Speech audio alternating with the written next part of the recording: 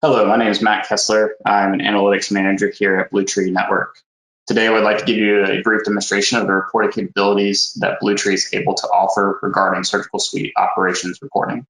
To start, many know that surgeries and other procedures bring in a large amount of revenue to the health systems.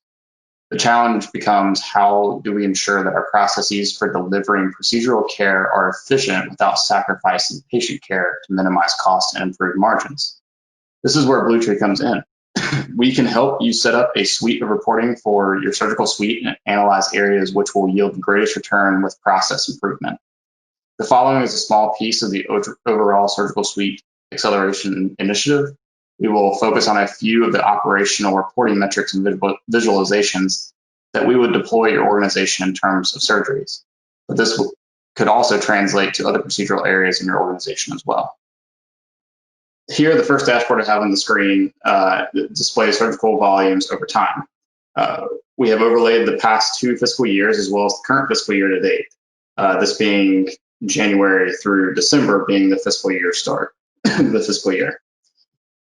We then show how the organization is performing using a fiscal year to date % growth calculation so that we are able to see how we are tracking compared to the same time in the previous fiscal year. The other dashboards and metrics we will show here will likely help your volumes to increase, thus in turn increasing surgical revenue. Some of the things to point out here are fiscal year to date column here that shows currently Bluetree surgical suite is minus 45% as far as case variance is concerned, meaning that we're doing 45% less cases, which may be equivalent to what some people are feeling now during this COVID pandemic. You do have the ability to highlight some of these areas and float over these, and we can build out more functionality as necessary to fit your needs as we move forward. To move on to the next dashboard is the percentage of scheduled first cases that begin on time each day. The calculations are based on the expected patient in room time for the first case in each OR compared to the actual in room times. What we're looking for here is a higher percentage of first cases that are starting on time.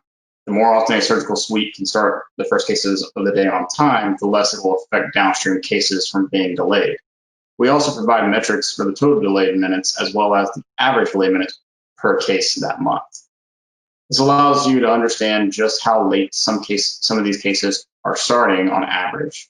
One additional thing we provided here is the cost associated with the minutes delayed.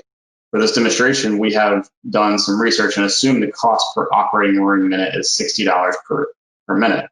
If the percentage of cases that start on time is high, then this cost figure should be minimal.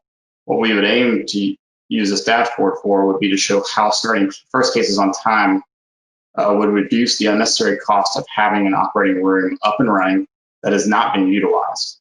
To ensure this metric is accurate for your organization, we would work with your organization to calculate what your current cost per operating room minute would be.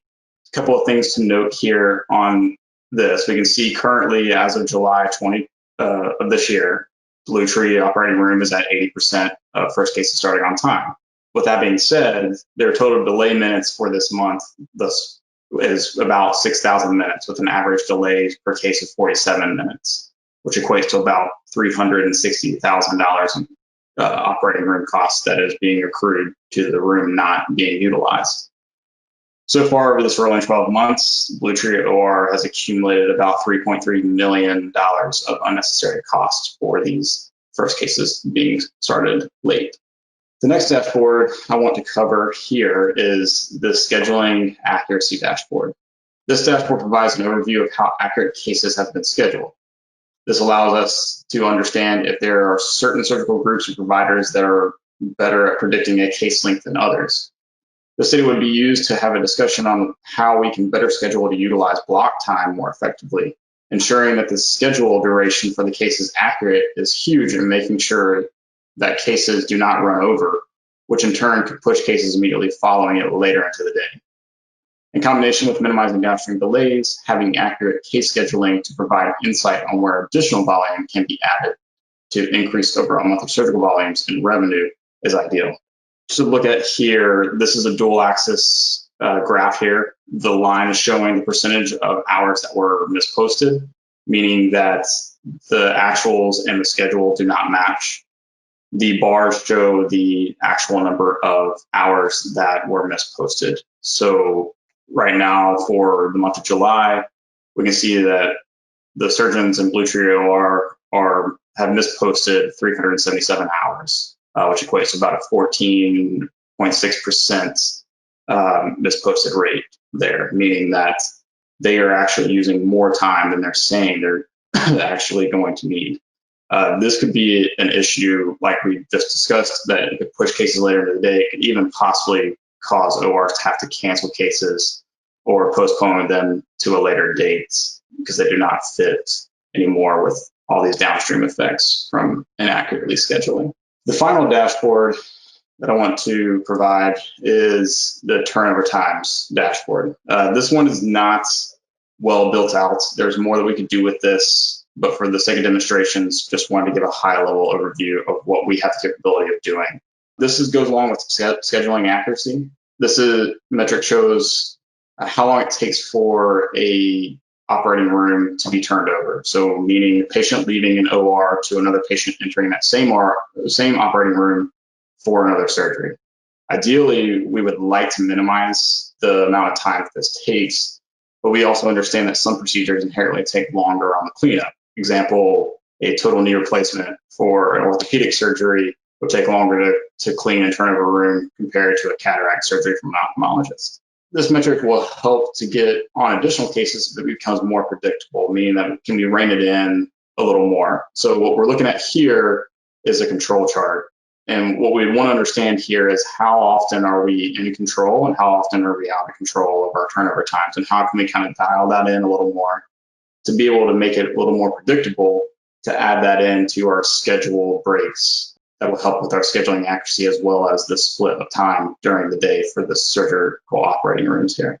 One thing we did bake in here is a parameter that you're able to change. So right now, the upper and lower bounds are at 1 standard deviation away from the average. You can up it to 2 standard deviations. If we up it to 2, looks pretty good. Everything seems to be within control. And then, of course, 3 standard deviations, everything is still in control here. This would be something we would want to dive further into with you and your organization to understand, to understand if there's delays with turnover times. Most organizations, I believe, don't usually document turnover delays, but it would be a good practice to start doing to be able to understand how can we rein some of these turnover times in a little more. With that being said, the turnover time dashboard is our last visual for this demonstration. This was just a small piece of the reporting that Bluetree can offer, and an even smaller piece of the overall initiative that will help improve your margins for your surgical suite at your organization. If you're interested in learning more, please reach out to CS or the email on the screen for more information.